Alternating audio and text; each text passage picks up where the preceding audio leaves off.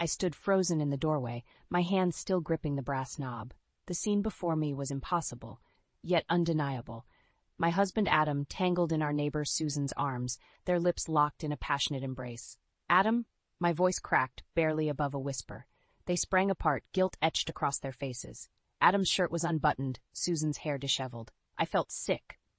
"Natalie," Adam stammered, his face flushed. It's not what it looks like." I let out a bitter laugh. "Really? Because it looks like you're kissing our neighbor in our living room." Suzanne at least had the decency to look ashamed. She grabbed her purse, muttering, "I should go," as she rushed past me. I didn't stop her. My eyes were fixed on Adam, the man I'd loved and trusted for 30 years. He stood there, fumbling with his shirt buttons, unable to meet my gaze. "How long?" I demanded, my voice steadier now, fueled by a rising anger. Adam sighed, running a hand through his graying hair.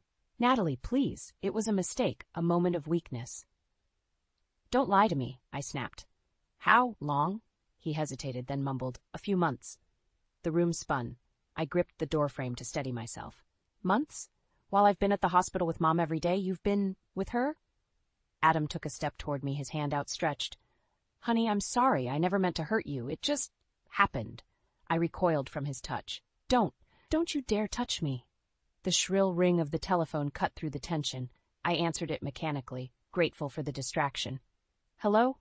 Natalie? It's Kathy." My aunt's warm voice was tinged with concern. "How are you holding up, sweetheart?" I glanced at Adam, who was watching me anxiously. I'm not sure, Aunt Kathy. Can I call you back later?" "Of course, dear. I just wanted to check on you. Give your mother my love when you visit today." I hung up, my mind reeling. Mom, the hospital. How could I face all of this? Adam cleared his throat. "Nat, we need to talk about this." I shook my head, grabbing my purse from the hall table. "Not now. I can't even look at you right now." "Where are you going?" He sounded panicked. "To see Mom," I replied, my hand on the doorknob. "Don't wait up." I slammed the door behind me, not caring what the neighbors might think. Let them talk. My perfectly manicured life had just imploded, and I couldn't bring myself to care about appearances. As I drove to the hospital, my mind raced. How had I not seen this coming? Had I been so wrapped up in Mom's illness that I'd missed the signs, or had I simply trusted Adam too much? I parked in the familiar lot, taking a moment to compose myself before heading inside. Mom didn't need to see me like this. She had enough to worry about. The antiseptic smell hit me as I entered the oncology ward. I plastered on a smile, nodding to the nurses I'd come to know so well over the past months. "Hi, Mom," I said softly, entering her room. She turned her head, her smile weak but genuine. "Natalie, sweetheart, I was hoping you'd come today." I sat beside her bed, taking her frail hand in mine. "Of course, how are you feeling?" She studied my face, her brow furrowing. "The question is, how are you feeling? You look upset." I should have known I couldn't hide anything from her. Even now, sick as she was, she could read me like a book. "It's nothing, Mom," I lied. "Just a little tired." She squeezed my hand. "Natalie Elizabeth, don't you lie to your mother. What's wrong?" I felt tears welling up, threatening to spill over. How could I tell her? How could I add to her burdens? But as I looked into her concerned eyes, I knew I couldn't keep this from her. She'd always been my rock, my confidant. Even now, she was trying to take care of me. "Oh, Mom," I whispered, my voice breaking. "It's Adam. I think he's having an affair." The hospital corridor seemed endless as I made my way to the cafeteria. My conversation with Mom had left me drained, but her words echoed in my mind. "Don't let this define you, Natalie. You're stronger than you know." I spotted Aunt Kathy at our usual table, her silver hair gleaming under the harsh fluorescent lights. She waved me over, concern etched on her face. "Oh, honey," she said, pulling me into a hug. "You look like you've been through the ringer." I sank into the chair opposite her, fighting back tears. "It's Adam," I confessed. "I caught him with Susan." Aunt Kathy's eyes widened. "Our neighbor Susan? That hussy." Despite everything, I couldn't help but chuckle at her indignation. "It gets worse," I continued. "It's been going on for months." She reached across the table, squeezing my hand. "I'm so sorry, Natalie. What are you going to do?" I shook my head, uncertainty washing over me. "I don't know. I can't even think straight with everything going on with Mom." "How is she doing?" Aunt Kathy asked softly. "Not good," I admitted. The doctors say it's just a matter of time now. We sat in silence for a moment, the weight of it all pressing down on us. Then Aunt Kathy straightened up, a determined look in her eye. "Well, we can't change what's happening with your mother," she said firmly, "but we can deal with that rat bastard you call a husband." I couldn't help but smile at her fiery spirit. "What do you suggest?" "First, we need to find out exactly what's been going on," she said, leaning in conspiratorially, "and I think I know just how to do it." Before she could elaborate, my phone buzzed. It was a text from Adam. "We need to talk. Please come home." I showed Aunt Kathy the message, my stomach churning. "Go," she urged. "But remember, you hold the cards now. Don't let him off easy." With a deep breath, I headed home, steeling myself for the confrontation ahead. As I pulled into our driveway, I noticed Susan's curtains twitching. Let her watch, I thought bitterly. Adam was waiting in the living room, pacing nervously. He looked up as I entered, his face a mask of remorse. "Natalie, I'm so sorry," he began. "I never meant for this to happen. It was a mistake, a terrible mistake." I held up a hand, silencing him. "Save it, Adam. I don't want to hear your excuses." He deflated, sinking onto the couch. "What can I do? How can I make this right?" I laughed humorlessly. "Make it right? You've been sleeping with our neighbor for months. While I've been taking care of my dying mother, you've been... God, I can't even say it." "I know," he said, his voice barely above a whisper. "I'm a bastard, but I love you, Natalie. We can get through this." As I opened my mouth to respond, my phone rang. It was the hospital. "Mrs. Henderson, it's about your mother. You need to come quickly." The world seemed to tilt on its axis. I grabbed my purse, heading for the door. "Natalie?" Adam called after me. "What's wrong?" "It's Mom," I said, my voice hollow. "I have to go." He stood, reaching for his keys. "I'll drive you." I hesitated for a moment, torn between my anger and my need for support. Finally, I nodded. The drive to the hospital was tense, filled with unspoken words and simmering emotions. As we rushed through the corridors, I pushed aside thoughts of Adam's betrayal. Mom needed me now. We found Aunt Kathy outside Mom's room, her eyes red-rimmed. "Oh, Natalie," she said, pulling me close. "The doctor says it won't be long now." I entered the room, Adam trailing behind. Mom lay still, her breathing labored. I took her hand, fighting back tears. "I'm here, Mom," I whispered. "I'm right here." Her eyes fluttered open, focusing on me with effort. "Natalie," she breathed, "my brave girl." I felt Adam's hand on my shoulder, a gesture of comfort I both craved and resented. Mom's gaze shifted to him, a frown creasing her brow. "Adam," she said, her voice surprisingly strong, "you take care of my daughter, you hear me? No more foolishness." Adam and I exchanged shocked glances. How did she know? Before we could respond, Mom's eyes closed, her breathing becoming more erratic. The monitor beside her bed began to beep urgently. As nurses rushed in, I felt my world crumbling around me. In that moment, caught between my dying mother and my unfaithful husband, I realized nothing would ever be the same again. The days following Mom's funeral passed in a blur. I moved through our house like a ghost, barely speaking to Adam. He tried to reach out, but I couldn't bring myself to discuss our problems. Not yet. One afternoon, I was sorting through Mom's belongings when the doorbell rang. I opened it to find Elaine, Adam's mother, standing there with a sympathetic smile that didn't quite reach her eyes. "Natalie, dear," she cooed, pulling me into an unwanted hug. "I'm so sorry for your loss." I stiffened, but forced myself to be polite. "Thank you, Elaine. Please come in." As we settled in the living room, Elaine's gaze darted around, assessing. "How are you holding up?" she asked, her voice dripping with false concern. "As well as can be expected," I replied curtly. She nodded, then leaned forward. "Listen, dear, I hate to bring this up at such a difficult time, but I was wondering if Adam mentioned anything about helping me with a little financial matter?" I blinked, caught off guard. "Financial matter? Oh, it's nothing really," she said, waving a manicured hand. "Just a small loan. Adam usually handles these things for me." Before I could respond, Adam walked in. His eyes widened at the sight of his mother. "Mom, what are you doing here?" Elaine turned to him, her smile widening. "Adam, darling, I was just talking to Natalie about that little loan we discussed." I looked between them, confusion turning to suspicion. "What loan?" Adam shifted uncomfortably. "It's nothing, Nat, just a small amount to help Mom with some bills." "How small?" I pressed. Elaine laughed nervously. "Oh, just a trifle, 50,000 or so." My jaw dropped. $50,000. Adam, we can't afford that. He ran a hand through his hair, avoiding my gaze. It's fine, Natalie. I've got it covered. Covered how? I demanded, my voice rising. We're still paying off the second mortgage we took out for Mom's medical bills. Elaine stood, smoothing her skirt. Well, I can see this is a bad time. Adam, dear, why don't you call me later to discuss the details? As she hurried out, I turned to Adam, fury building inside me. What the hell is going on? First Susan, now secret loans to your mother? Adam sighed heavily. It's complicated, Nat. Mom's been having some financial troubles lately. And that's our problem, why?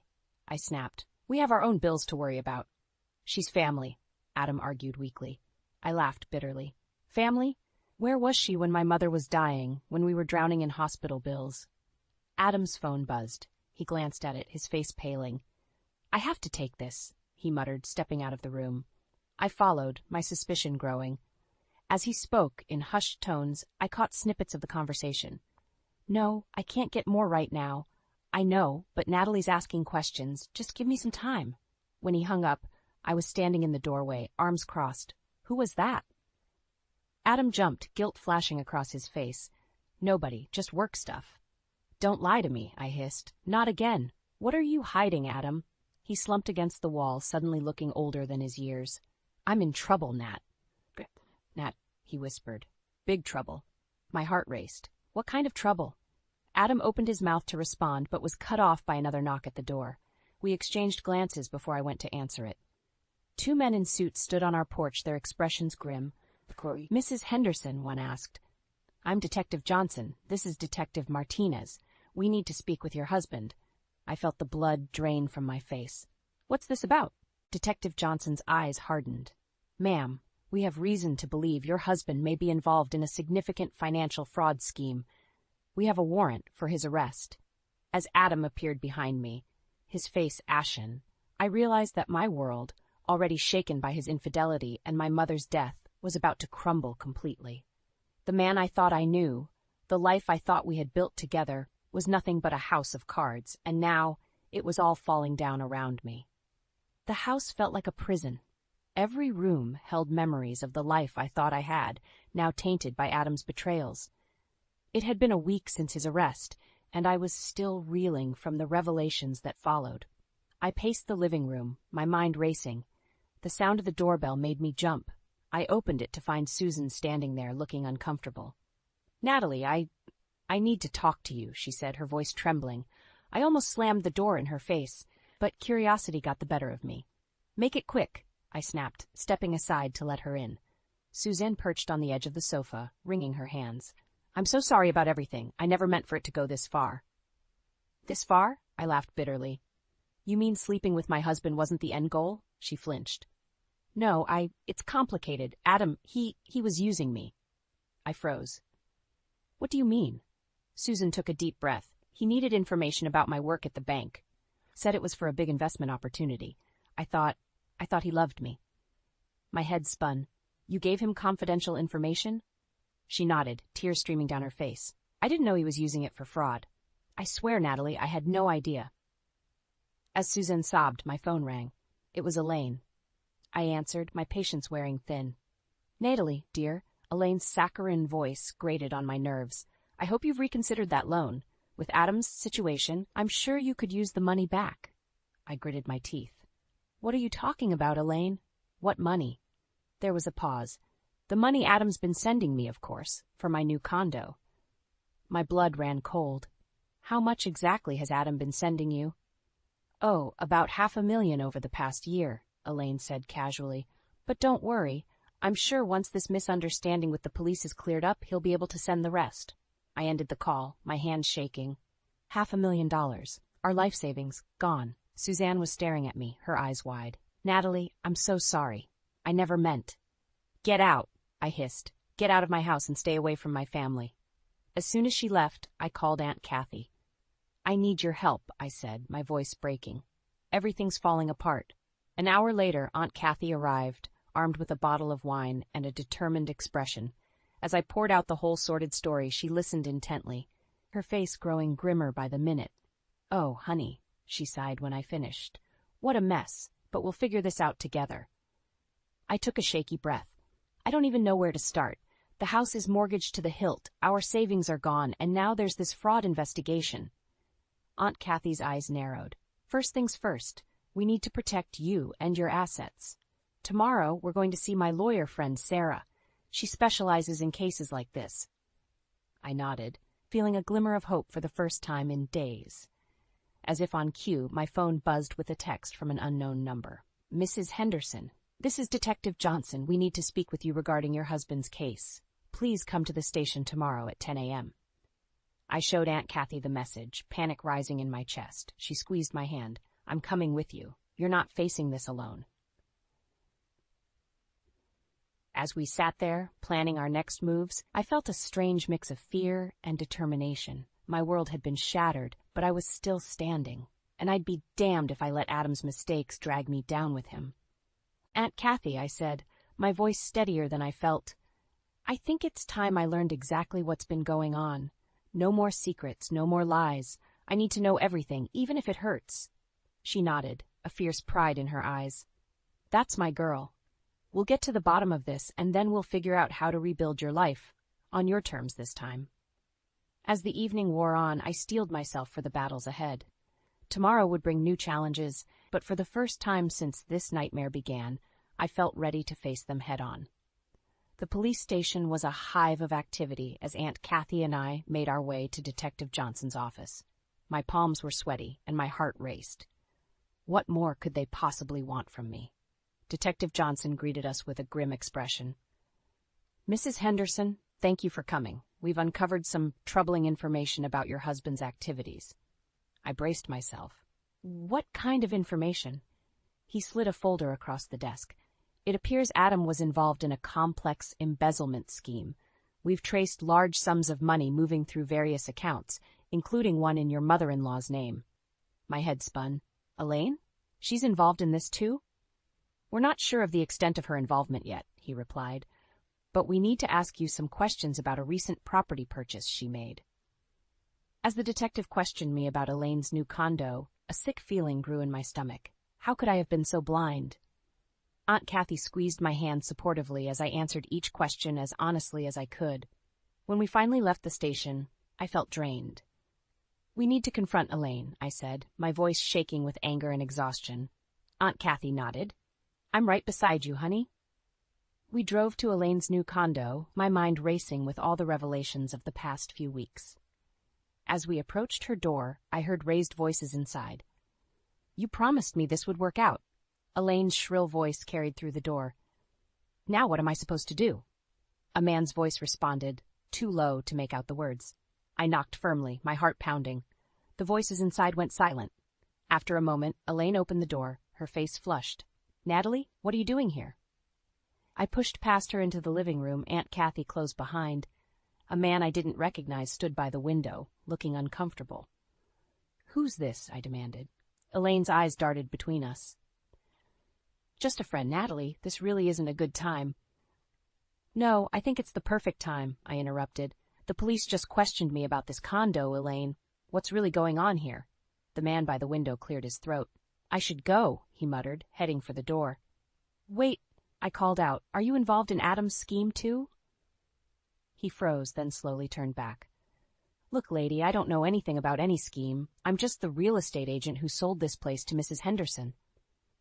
Elaine's face had gone pale. Natalie, please let me explain. But I was beyond listening. Explain what? How you and Adam stole my mother's inheritance? How you've been lying to me for months? Tears welled up in Elaine's eyes. It wasn't supposed to be like this. Adam said he had a foolproof investment plan. We were going to make so much money. The real estate agent took advantage of the commotion to slip out, leaving us alone with Elaine. Aunt Kathy stepped forward, her voice steel. How much did you know about Adam's illegal activities, Elaine? Elaine collapsed onto the sofa, sobbing. I didn't know it was illegal. I swear. Adam just said he needed my help to move some money around. He promised we'd all be rich. I felt sick. And my mother's inheritance? Was that part of the plan too? Elaine nodded miserably. Adam said once your mother passed, we'd have even more to invest. I'm sorry, Natalie. I never meant for it to go this far. As I stood there, staring at my sobbing mother-in-law, a strange calm settled over me. In that moment, I realized I had a choice to make. I could let this betrayal consume me, or I could use it as fuel to rebuild my life on my own terms. I turned to Aunt Kathy, my voice steady. I want to see Mom's lawyer tomorrow. It's time I took control of my own future. Aunt Kathy nodded, a proud smile on her face. That's my girl.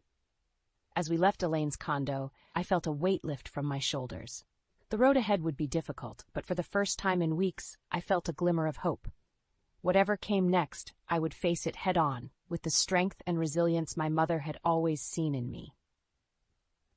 The day of Mom's will reading arrived, bringing with it a storm of emotions. As I sat in the lawyer's office, Aunt Kathy beside me, I couldn't shake the feeling that everything was about to change. Mr. Goldstein, Mom's attorney, cleared his throat. Before we begin, I want to express my condolences, Natalie. Your mother was a remarkable woman. I nodded, fighting back tears. Thank you. She really was. He opened a thick folder. Now, let's proceed with the reading of Elizabeth Henderson's last will and testament. As Mr. Goldstein read through the legal jargon, my mind wandered to all the recent upheavals in my life.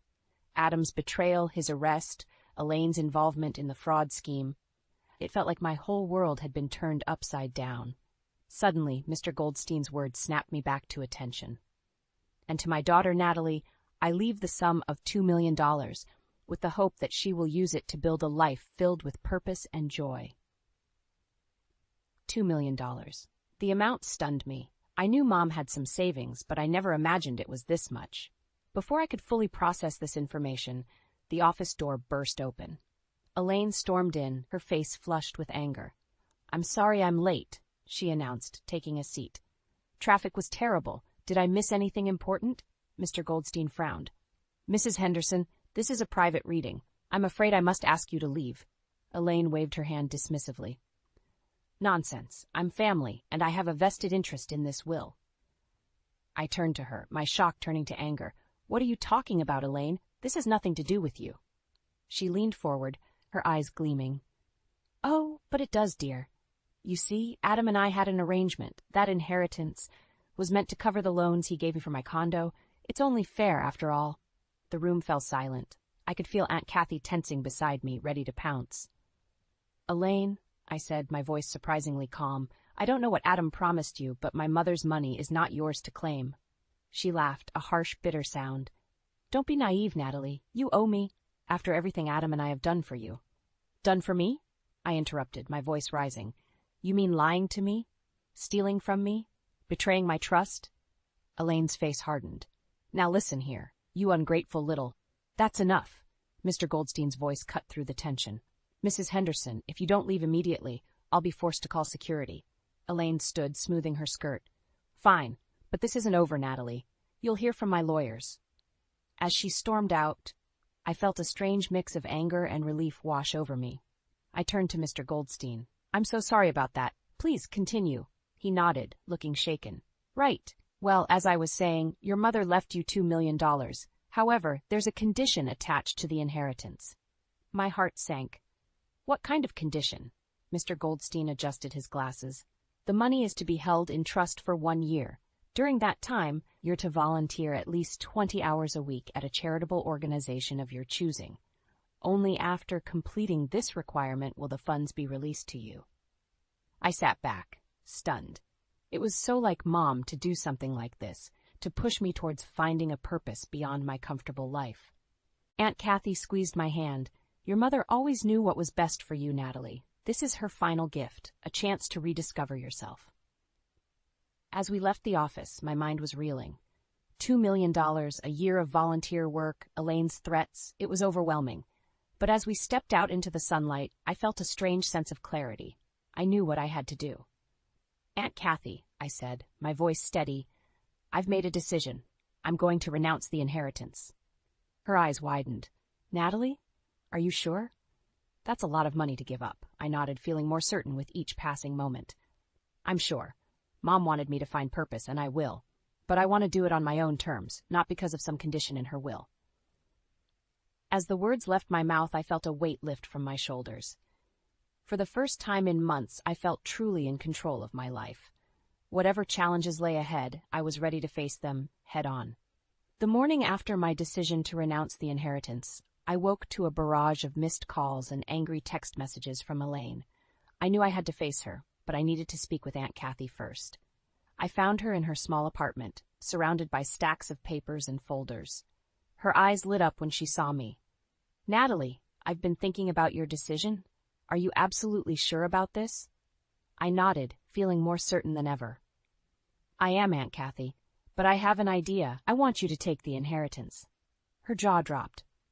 "Me? But Natalie, that's your mother's money. It's meant for you." "Mom wanted me to find purpose," I explained, "and I will. But you've always dreamed of starting that charity organization. With this money, you can make it happen." Tears welled up in Aunt Kathy's eyes. "Oh, Natalie, I don't know what to say." Before she could respond further, my phone rang. It was Elaine. I took a deep breath and answered. "Natalie?" Elaine's voice was cold. "We need to talk. Now." 20 minutes later, I was standing in Elaine's living room, facing not only her but Adam as well. He'd been released on bail, looking haggard and defeated. "Sit down," Elaine commanded. I remained standing. "I'll get right to the point," she continued. "Your little stunt with the inheritance ends now. You're going to call that lawyer and tell him you've changed your mind." I felt a surge of anger. "That's not happening, Elaine. The money is going to Aunt Kathy, and that's final." Adam stepped forward, his eyes pleading. "Natalie, please, we need that money. My legal fees, the restitution, we'll lose everything if you don't help us." I stared at him, disbelief turning to fury. "You want me to use my dead mother's money to bail you out of your fraud charges? Are you insane?" Elaine's face turned red. "Now you listen here, you ungrateful little—" "No, you listen," I interrupted, my voice rising. "I'm done with your manipulation and lies, both of you. That money was my mother's legacy, and I've chosen to honor it by giving it to someone who will use it for good." Adam reached for my hand. I jerked away. "Nat, please. I know I've made mistakes, but I love you. We can fix this together." For a moment, I wavered. Then I remembered all the betrayals, all the lies. "No, Adam, we can't. It's over." Elaine lunged forward, grabbing my arm. "You can't do this to us. We're family." I wrenched free. "Family? You've got a funny way of showing it." As I turned to leave, Elaine shouted, "I'll contest the will. I'll tell everyone about Adam's affair, about your part in the fraud scheme." I spun around. "My part? I had nothing to do with your illegal activities." "Oh, really?" Elaine sneered. "And who do you think the police will believe when I tell them you knew all about it?" My heart raced. Was she really threatening to frame me? I looked at Adam, hoping to see some sign of the man I'd married. But he just stood there, silent and broken. In that moment, something inside me snapped. All the pain, all the anger I'd been holding back, came rushing to the surface. "Go ahead," I said, my voice low and dangerous. "Try it. Because I've got nothing left to lose, Elaine. You've taken everything from me, my trust, my marriage, my peace of mind. But I won't let you take my integrity or my mother's legacy." I stepped closer, meeting her shocked gaze. "So do your worst. But remember this, I'm not the weak, compliant daughter-in-law you thought you knew. I'm Elizabeth Henderson's daughter, and I'm done playing your games." With that, I walked out, slamming the door behind me. My hands were shaking, my heart pounding. But beneath the fear and anger, I felt something else stirring, a fierce determination I hadn't known I possessed. As I drove to Aunt Kathy's, my mind raced. Elaine's threats, Adam's betrayal, the looming legal battle, it all seemed overwhelming, but I knew I had to keep fighting. For my mother's memory, for Aunt Kathy's dreams, and for my own future. Whatever came next, I was ready to face it head-on. 6 months had passed since my confrontation with Elaine and Adam. I stood in front of the newly renovated community center, a sense of pride swelling in my chest. Aunt Kathy's dream had become a reality, and I'd been by her side every step of the way. As I unlocked the doors for another day of volunteering, my phone buzzed. It was Adam. I hesitated before answering. "Natalie," his voice was hesitant, "can we talk? In person?" I sighed. "I don't know if that's a good idea, Adam." "Please," he pleaded. "There's something you need to know." An hour later, I sat across from Adam in a small cafe. He looked better than the last time I'd seen him. Less haggard, more like the man I'd married. "I wanted to apologize," he began, "for everything, the affair, the fraud, not standing up to my mother. I've been in therapy, trying to understand why I did what I did." I nodded, unsure of what to say. He continued, "But that's not why I asked you here. Natalie, Elaine is coming to see you today. She's desperate." My heart raced. "What do you mean? She's lost everything, the condo, her savings. She's going to beg you for money, maybe even threaten you again." "I wanted you to be prepared." As if on cue, the cafe door opened and Elaine walked in. She looked older, defeated. When she saw us, she froze. "Well," she said, her voice brittle, "isn't this cozy?" I stood, steeling myself. "Elaine, we need to talk." She sat down heavily, her eyes darting between Adam and me. "I suppose you know why I'm here." I nodded. "You need money." "I have nothing left," she whispered, tears forming in her eyes. "I made so many mistakes. I didn't want to be alone." For a moment, I felt a flicker of sympathy. Then I remembered all the pain she'd caused. "Elaine," I said firmly, "I'm not giving you any money, but I am offering you a chance." She looked up, confused. "Aunt Kathy's charity needs volunteers. It's hard work, long hours, no pay, but it's a chance to do some good, to find purpose." Elaine's face hardened. "You expect me to work for free? After everything?" I stood my ground. "It's your choice, but it's the only offer you're getting from me." For a long moment, silence hung between us. Then, to my surprise, Elaine's shoulders sagged. I'll think about it," she murmured. As Elaine left, I turned to Adam. "Thank you for the warning. I appreciate it." He nodded, a sad smile on his face. "Natalie, I know I have no right to ask, but is there any chance for us?" I took a deep breath, feeling the weight of the past year. "Adam, I don't know. You hurt me deeply, but I'd be lying if I said I didn't still care about you." Hope flickered in his eyes. What if we started over? Not as husband and wife, but as friends. I could volunteer at the center too, if you'll have me." I considered his offer. Part of me wanted to refuse, to protect myself from further pain. But another part, the part that sounded like my mother's voice, urged me to take a chance. "Okay," I said finally. "Friends, and you can start volunteering next week." As I walked back to the community center, I felt a sense of peace wash over me. The past year had been a crucible, burning away the person I thought I was and revealing someone stronger, more resilient. I thought of my mother, of her final gift to me. It wasn't the money, it was the push to find my own path, to discover my own strength. Aunt Kathy was waiting for me at the center, her face beaming. "Ready for another day, partner?" I smiled, feeling truly ready for the first time in months. "More than ready, Aunt Kathy. Let's make Mom proud." As we walked into the bustling community center together, I knew that whatever challenges lay ahead, I had the strength to face them. I had found my purpose, my voice, and my true family. And in doing so, I had found myself.